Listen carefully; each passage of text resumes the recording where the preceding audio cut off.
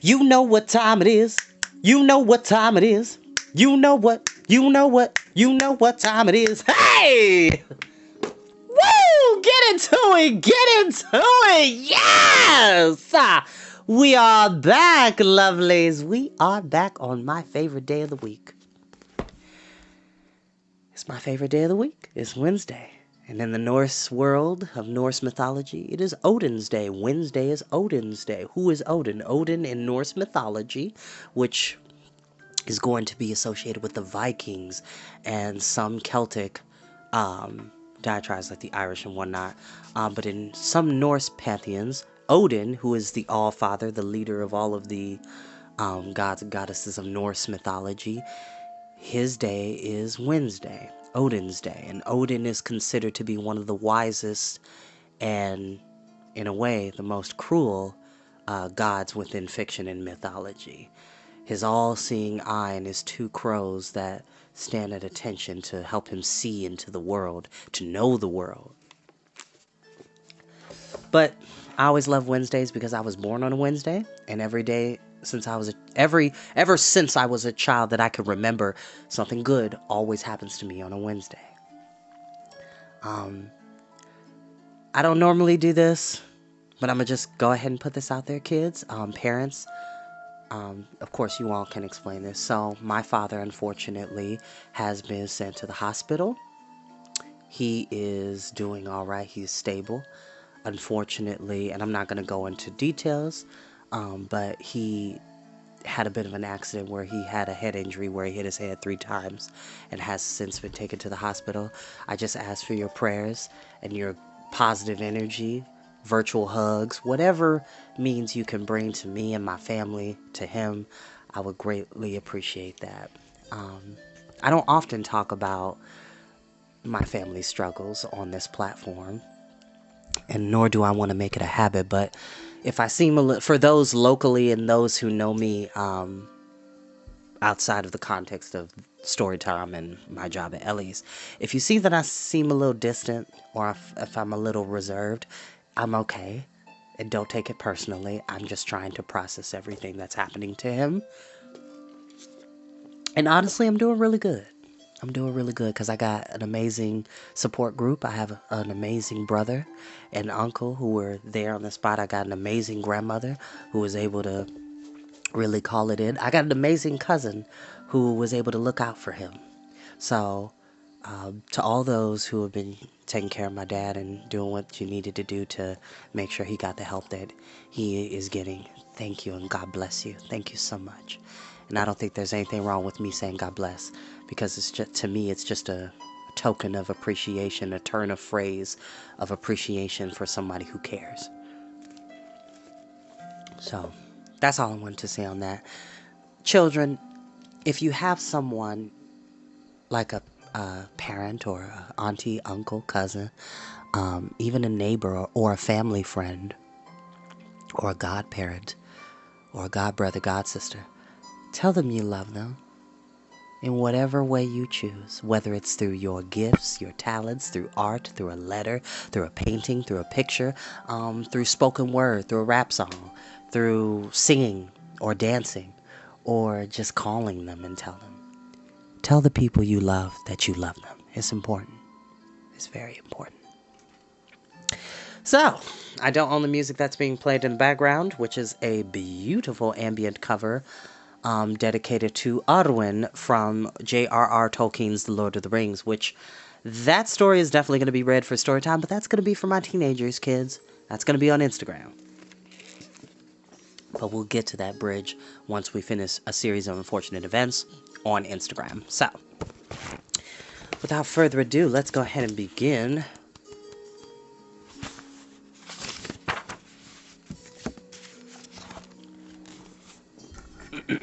Chapter 9, The Banner. Light snow fell before the companions had journeyed a day from King Smoit's castle, and by the time they reached the valley of Yestrad, the slopes were white-cloaked and ice had begun to sheath the river. The forded while frozen splinters cut the legs of their horses and winded through the bleak hill cantrives, pressing eastward toward the free Kamots. Of all the band, Gurgi suffered most grievously from the cold. Though bundled in a huge garment of sheepskin, the unhappy creature shivered wretchedly. His lips were blue, his teeth chattered, and ice droplets clung to his matted hair. Nevertheless, he kept pace at Taran's side, and his numbed hands did not loosen their grip on the banner. Days of harsh travel brought them across small Avrin to Canarth, where Taran had chosen to begin the rallying of the Kamot folk. But even as he rode into the cluster of thatch-roofed cottages, he saw the village thronged with men, and among them Hivid, the smith, barrel-chested and bristlebeard, who shouldered his way through the crowd and clapped Taran on the back with a hand that weighed as much as one of his own hammers. "A good greeting to you, wanderer," called the smith. "We saw you afar and gathered to welcome you." "A good greeting to you, good friends," Taran replied, "but I bring a stern task in exchange for a warm welcome. Hear me well," he went on urgently. "What I ask is not asked lightly nor granted lightly. The strength of your hands and the courage of your hearts, and if it must be, even your lives." As the Kamot folk, murmuring, pressed around him, Taran spoke of what had befallen Gwydion in the rising of Arorn. When he had finished, the men were grim-faced, and for a long moment all stood silent. Then Heaven, the smith, lifted his voice. "The folk of the free Kamots honor King Math in the House of Dawn," he said, "but they will answer only to one they know as a friend, and follow him not in obligation, but in friendship. And so let Heaven be the first to follow Taran Wanderer." "All follow, all!" cried the Kamot men as with a single voice, and on the instant the once peaceful Canarth stirred with like a gathering storm as each man hastened to arm himself. But Heaven came. It's interesting, y'all, and I'm studying the Welsh language. This name is spelled Hevydd, and you would think it'd be Heaven, but there's a bit of a cusp to it that gives it more of a CHV sound. So I'm trying to navigate through that, so bear with me. And for my friends of Welsh descent and from Wales, please message me and correct me if I'm making pronunciation mistakes. I do appreciate them. The constructive criticism, excuse me. But Heaven gave Taran and the companions a hard grin. "Our will is strong, but our weapons lack," he declared. "No matter, wanderer. You toiled bravely in my smithy. Now shall my smithy toil for you, and I will send word to every metalsmith in the Kamot lands to labor as hard for you as I myself will do." While the men readied their mounts and Heaven set his forge to blazing, Taran led the companions to the neighboring Kamots. His task began quickly, known, and each day brought its throng of herdsmen and farmers who needed no urging to march in the growing host following the banner of the White Pig. Excuse me. For days and nights merged into one another. In the marshalling camps astride unflagging Melalass, he rode among the gatherings of peaceful men turned warriors, seeing to their provisions and equipment, and by the embers of watchfires held council with the new-formed warbands. When he had accomplished all he could at Canarth, Heaven joined Taran to serve as his master armorer. "You've done your work well, but we still go too lightly armed," Taran said, speaking apart with the smith. "I fear all the forges in Prydain will not be enough to serve our need. Somehow I must find a way."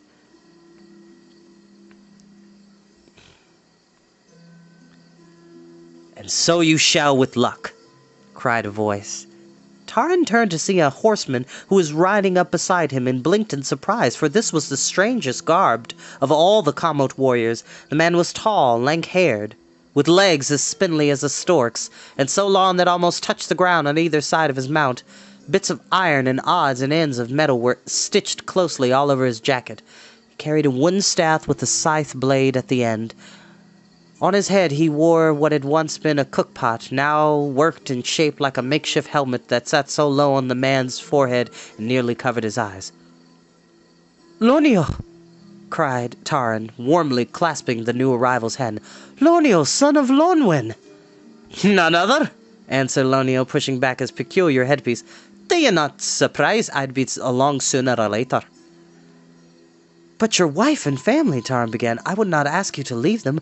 Why, of children I remember half a dozen." "And another merrier on the way," Lonio replied, grinning happily. "Perhaps twins, with my good kind of luck, but my brood will be safe enough till I return. Indeed, if there is ever to be safety in Prydain, I must follow the Wanderer now. But your concern is not babes in arms, but men-at-arms. Hear me, friend wanderer, Lonio went on. I've seen pitchforks and hair-axe among the Commot folk. Could not the ties be cut off and set in wooden shafts? Thus would you gain 3, 4, or even more weapons, where you had only one to begin with. Why, so we could, burst out Heaven. How did I not see that myself? Nor more than I, admitted Tarn. Lonio seems more sharply than any of us, but calls luck what another would call keen wits. Go, friend Lonio, find what you can. I know you'll find more than meets the eye. As Lonio, with the help of Heaven the smith, gleaned the commotes for sickles, rakes, fire tongs, scythes, and pruning hooks, and found ways to make even the most unlikely object serve a new purpose, the store of weapons grew. Which, if you remember in the previous book, Lonio is the free commote farmer that has like a huge herd of sheep and is able to, whatever falls into the river, Avrin, he's able to fish it out and use the little of what his poor family has to make beautiful meals and desserts and wonderful clothes and hand-me-downs. And he's very much so reuse, replenish, recycle. Like, he is very much so a stickler of that. And his name is oddly similar to a really good friend of mine. May he rest in peace. But let's continue the story. While each day Tarn rallied followers in greater numbers, Cole, Gurgi, and Eilonwy helped load carts with gear and provisions, a task by no means to the liking of the princess, who was more eager to gallop from one commote to the next than she was to plod beside the heavy-laden wagons. Eilonwy had donned man's garments and braided her hair about her head. At her belt hung a sword and a short dagger wheedled from Heaven the smith. Her warrior's garb was ill-fitting, but she took pride in it and was therefore all the more vexed when Tarn refused to let her go afield. "You'll ride out with me," Tarn said, "as soon as the pack animals are tended and their loads secured." The princess reluctantly agreed, but next day, when Tarn cantered past the horse lines at the rear of the camp, she furiously cried to him, "You've tricked me! These tasks will never be done! No sooner do I finish with one string of horses and carts than along comes some more! Very well, I shall do as I promised. But war leader or no, Tarn of Cardolban, I'm not speaking to you." Tarn grinned and rode on. Bearing northward toward the valley of Great Avren, the companions entered Commot Gwyneth, and scarcely dismounted when Tarn heard a crackling voice called out, Wanderer, I know you seek warriors, not crones, But carry a moment and give a greeting to one who has not forgotten you. Devak, the weaver woman of Gwyneth, stood in her cottage doorway. Despite her white hair and wizened features, she looked as lively and untired as ever. Her gray eyes scanned Tarn sharply, then turned to Eilonwy. The ancient weaver woman beckoned to her. Tarn Wanderer, I know well enough, and who you may be I can guess well enough, even though you go in the guise of a man and your hair could stand a little washing. She glanced shrewdly at the princess. Indeed, I was sure when the Wanderer and I first met that he had a pretty maiden in his thoughts. Eilonwy sniffed. I'm not sure if he did then, and even less sure if he does now. Devak chuckled. If you are not, then no one else can be. Time will tell which of us is right. But meanwhile, child, she added, unfolding a cloak she held in her withered hands and setting it about Eilonwy's shoulders, take this as a gift from a crone to a maiden, and know that there is not so much difference between the two, for even a tottering grandam keeps a portion of girlish heart, and the youngest maiden a thread of old woman's wisdom. Tarn had now come to the cottage door. He warmly greeted the weaver woman and admired the cloak she had given Eilonwy. Heaven and the comet smiths labor to make arms for us, he said, but warriors need warmth as much as arms. Alas, we have no garments like these. Do you think a weaver woman less hardly than a metalsmith? Devak replied, As you wove patiently at my loom, now my loom will weave the more quickly for you, and in every commot shuttles will fly for the sake of Tarn Wanderer. Hardened by the weaver woman's promise, the companions departed from Gwyneth. A short distance from the commot, Tarn caught sight of a small band of horsemen riding toward him at a quick pace. Leading them was a tall youth who shouted Tarn's name and raised a hand in greeting. Let me tell you something.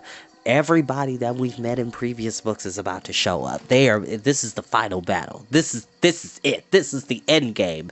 This is Doomsday. This is when everybody shows up. To me, this is more epic than the scene where everybody gathers at the end of Avengers Endgame. Yeah, I said it. I said it. Still a cool movie, but I said it. Actually, this is going to be as epic as the battle in Pelennor Fields in Lord of the Rings, The Return of the King. Ah, yes. Yes. With a glad cry, Taran urged Menelaus to meet the riders. Lassar! Taran cried, reining up beside the young man.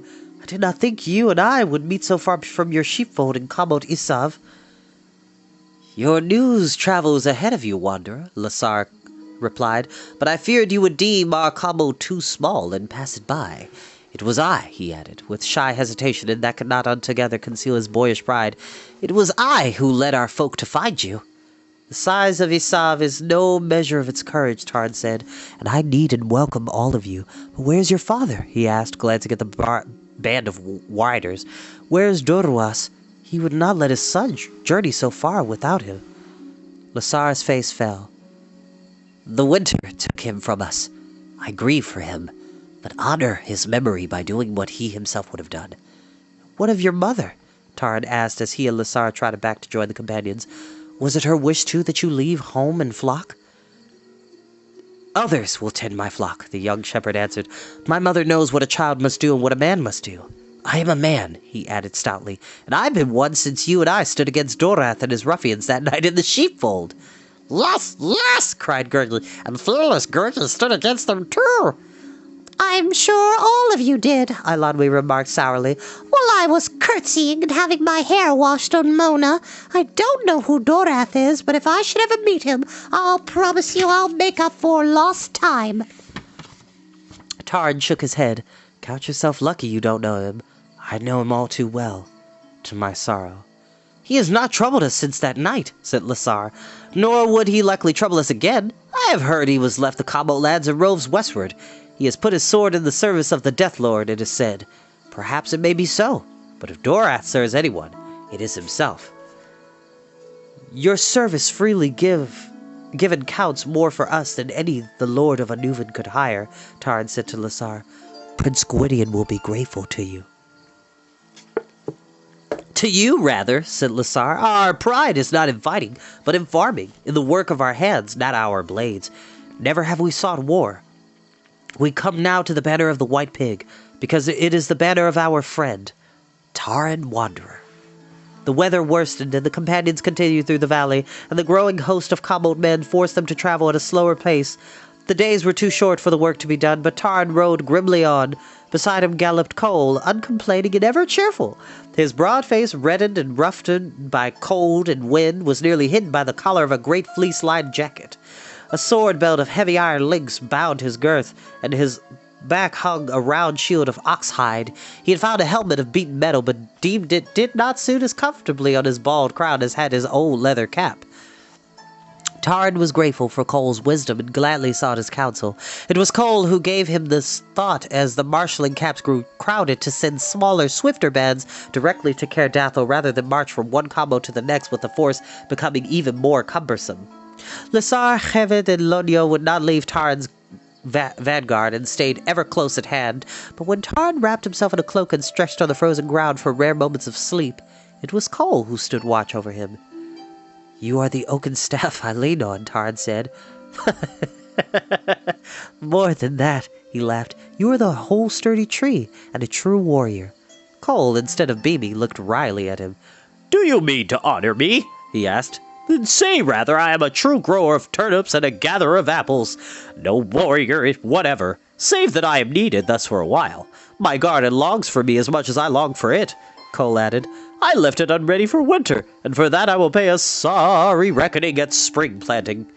Taran nodded.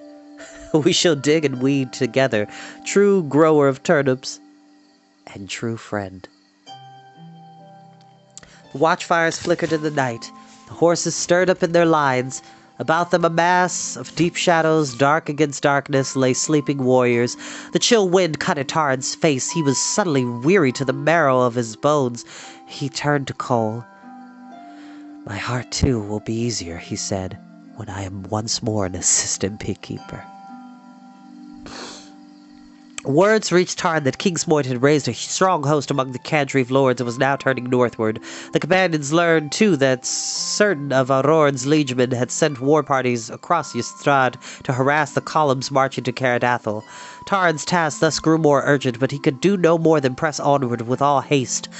The companions made their way to Kamot Marin. For Tarn, it had been among the fairest he had known in all his wanderings. Even now, amid the tumult of warriors, army of neighing horses and shouting riders, the white-thatched cottages of the little village seemed to stand peaceful and apart. Tarn galloped past the common fields ringed by hemlocks and tall firs. His heart laden with memories, he reined up at a familiar hut, whose smoking chimney betokened a warm fire within. The door opened, and out stepped a stocky, hale old man garbed in a coarse brown robe. His iron-gray hair and beard were cropped short. His eyes were pure and undimmed. "Well met," he called to Tarn, and raised a huge hand crusted with dry clay. "You left us a wanderer, and now return to us a war leader. As for your skill in the latter, I have heard much, but I ask, have you forgotten your skill in my potter's wheel, or have I wasted my own to teach you?" "Well met, Anlaw Clayshaper," Tarn answered, swinging down from Melalas and fondly clasping the old potter's hand. "Wasted in truth," Tarn laughed, following him into the hut. "For the master had a clumsy apprentice. My skill lacks, but not my memory. What little I could learn, I have not forgotten." "Show me, then," challenged the potter, scooping up a handful of wet clay from a wooden trough. Tarn smiled sadly and shook his head. "I halted only to give you greeting," he replied. "Now I labor with swords, not earthen bowls." Nevertheless, he paused. A hearth light glowed on shelves and rows of pottery, of graceful wine jars, of ewers, handsomely and lovingly crafted. Quickly he took the cool clay and cast it upon the wheel which Anlaw had begun to spin. Time pressed him too closely. Tarn knew, yet as the work took form under his hands, for a moment he put down the burden of his other task. The days turned back, and there was only the whirring of the wheel and the shape of the vessel born from the shapeless clay. "Well done," said Anlaw in a quiet voice, then added, "I have heard how smiths and weavers throughout the Kamots labor to give you arms and raiment, but my wheel cannot forge a blade nor weave a warrior's cloak, and my clay is shape only for peaceful tasks. Alas, I can offer nothing that would serve you now." "You have given me more than all the others," Tarn answered, "and I treasure it the most. My way is not the warrior's way, yet if I do not bear my sword now, there will be no place in Prydain for the usefulness and beauty of any craftsman's handiwork, and if I fail, I will have lost all I gained from you." His hand faltered, for Cole's booming voice was shouting his name. Tarn sprang for the wheel, and while Anlaw watched in alarm, strode out of the hut, calling a hurried farewell to the potter. Cole had already drawn his sword. In another moment Lassar joined them. They galloped toward the camp a little way from Marin as Cole hastily told Tarn that the guard post had sighted a band of marauders. "They shall soon be upon us," Cole warned. "We should meet them before they attack our trains. As a grower of turnips, I advise you to rouse a companion of bowmen and a troop of good riders. Lassar and I shall try to lure them with a smaller band of warriors." Quickly they set their plans. Tarn rode ahead, calling to the horsemen and foot soldiers, who hastily caught up their weapons and followed after him. He ordered Eilonwy and Gerki to safety among the carts, without waiting to hear their protests. He galloped toward the fir forest covering the outlying hills.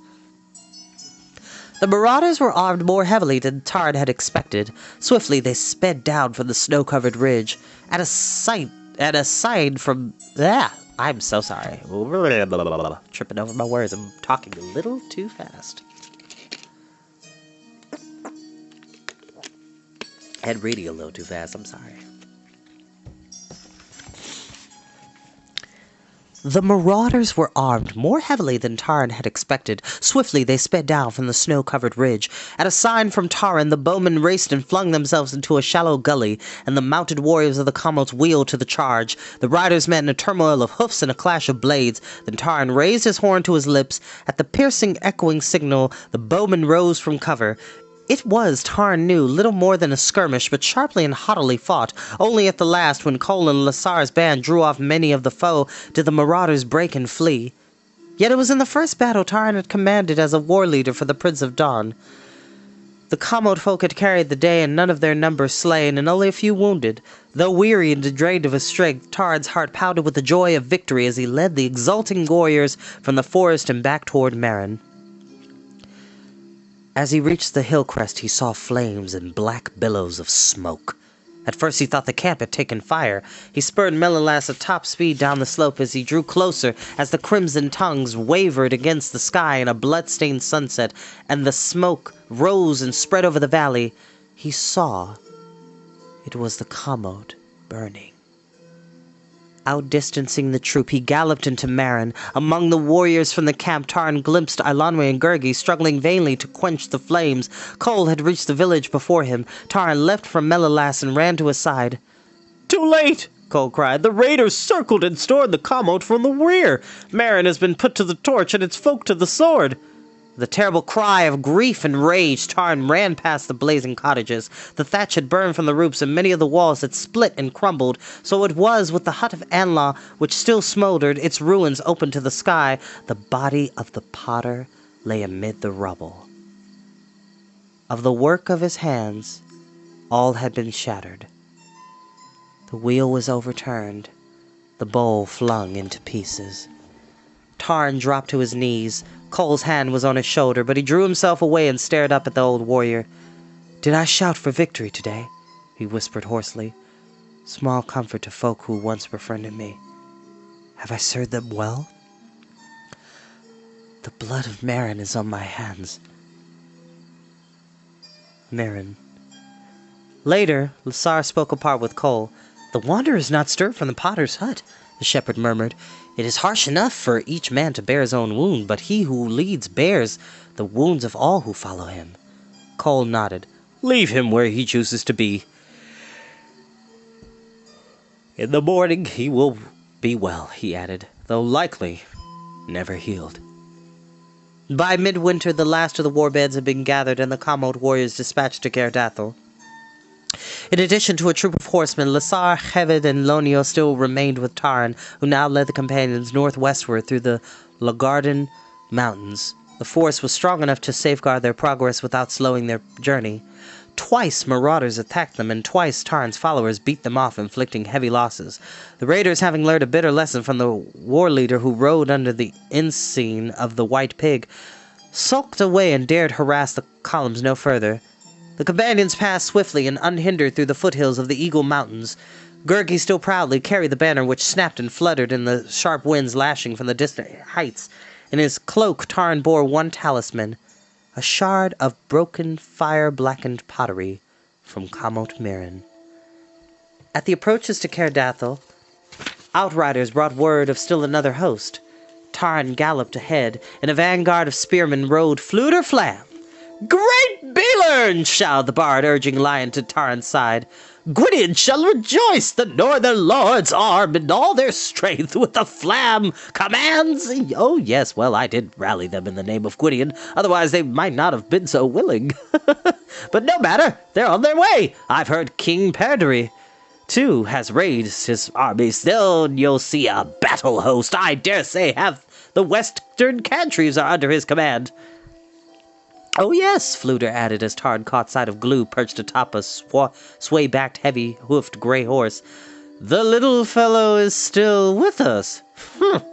The former giant, busily gnawing a bone, gave Tarn only a scant sign of recognition. "I didn't know what to do with him," said Fluter in a low voice. "I hadn't the heart to send him packing, not in the midst of all the armies gathering, so here he is. He's not stopped whining and complaining. His feet hurt one day, his head the next, and little by little all the rest of him. Then, in between meals, he goes on with his endless tales of when he was a giant. The worst of it is," Fluter went on in some dismay, "he's given my ears such a drubbing that he's made me almost feel sorry for him. He's a small-hearted weasel, always was and always will be, but as you stop and think on it, he has been considerably mistreated and put upon. Now when Glue was a giant," the bard interrupted himself and clapped a hand to his forehead. Enough! Any more of his chatter and I'll end up by believing it. Come, join us, he cried, unslinging his harp from the tangle of bows, quivers of arrows, bucklers, and leather strapping he bore on his back. All friends are met again. I'll play you a tune to celebrate and keep us warm at the same time. Cheered by the bard's music, the companions journeyed on together. Soon the high fortress of Cardatho rose golden in the winter sunlight. Its mighty bastions sprang up like eagles impatient for the sky. Beyond the walls encircling the fortress stood the camps and flag-decked pavilions of lords come in allegiance to the royal house of Dawn. Yet it was not the sight of the banners or the wind-tossed emblems of the golden sunburst that made Taran's heart leap, but rather the knowledge that the companions and Kamot warriors had come safe to the end of one journey, to warmth and rest, for a little time at least, safe. Taran halted in his own thoughts, and the memories returned, of Rune, king of Mona, who slept silent before the gates of Kerkadan, of Anlaw, clay shaper, and his fingers clutched around the fragment of pottery.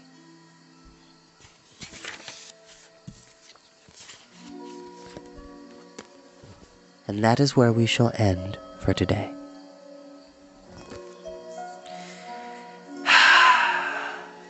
A beautiful tale.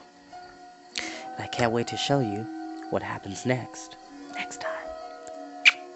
See you later, y'all. Bye-bye.